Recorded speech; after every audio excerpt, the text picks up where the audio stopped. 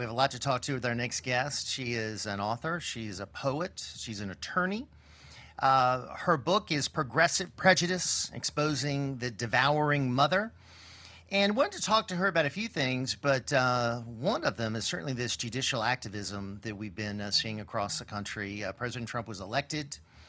He's trying to implement his agenda, yet every time he issues an executive order, they file a lawsuit. They find judges that seem to be going along with it.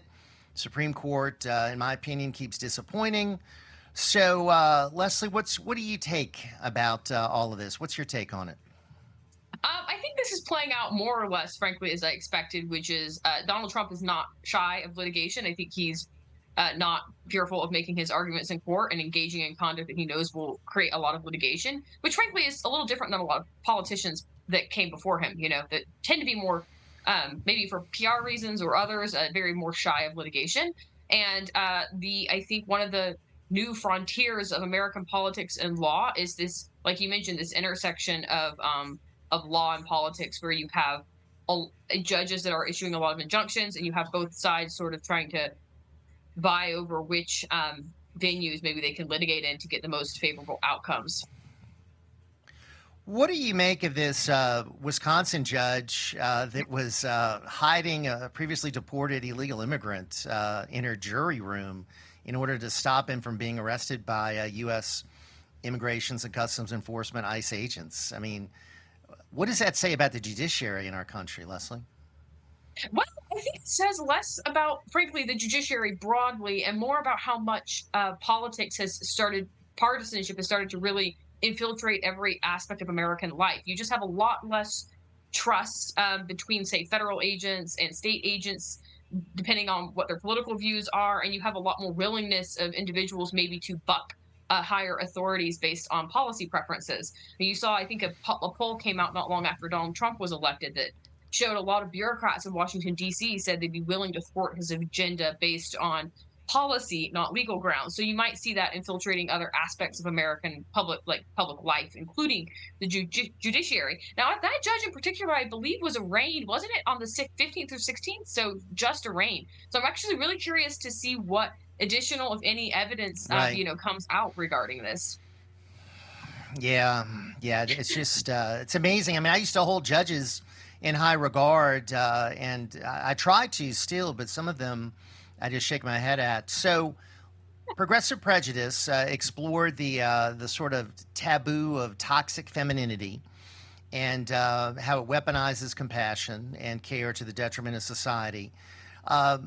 Where is this, toxic, female, focus when you have Muslim countries that are subjecting women to second class status, when you have all of this abuse of women going on? I don't hear these feminists saying a word about that, Leslie. Well, they do seem awfully silent as it relates to those issues. I think largely because they don't touch home for a lot of people who have this more, I would say, dangerous ideology. So in the book, I analogize the Democratic Party to the devouring mother because of their focus on, instead of they sort of pervert caretaking, right? So they focus a lot on caretaking and the vulnerable and the marginalized, but in reality, what they're trying to do is use that caretaking as a control mechanism, right?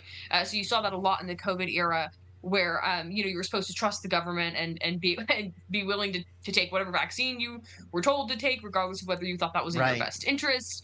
So there's a lot of that in the Democratic Party. But frankly, as it relates to the issue you mentioned with Islam, they don't really deal with that on a day-to-day basis, right? That's something that's sort of a far off problem that doesn't touch them. And so I think Well, I that mean, has it's at least coming. something It's to do coming with to a it. neighbor. It's coming to a neighborhood near you. I mean, we see it, growing in Minnesota and Michigan and Texas. Joe Biden allowed in millions of people, including those that have these beliefs. So you have millions of people in this country. The number of mosques are growing, and I think, that's fine. We believe in religious liberty, but we also believe in the fair treatment of women, right? Absolutely. I actually think you're touching on one of the reasons that the Democratic Party and those on the left are losing social and public support. And it's because other people are dealing with these issues and want to have honest conversations about it and have to actually be on the front lines of a lot of the social problems that are brewing from, mass migration that it's just that are difficult to contend with. And those in the more progressive elite Democrats, think of them as coastal elites who don't have to deal with them day to day. So you're like, it may come to a neighborhood near you or I, but it's unlikely to come to a neighborhood, near some of these the most elite people who push these ideologies or who are members of the Right. Democratic Party. Yeah, maybe or maybe not. So let's talk, if we could, about Colorado. Speaking of crazed leftists, I mean, you got a governor there who's a wacko. And are they making it now a crime to quote unquote misgender? I mean, this transgender agenda seems to be alive and well in some of these left wing states like Colorado, Leslie. Sure. So they have a law that's going to the Supreme Court, and that's related to conversion therapy. So what the law does is it bans therapeutic models, so mental health practitioners from using therapeutic models that are quote unquote conversion therapy. So that would be, and it's on minors, related just to minors, not to people who are adults.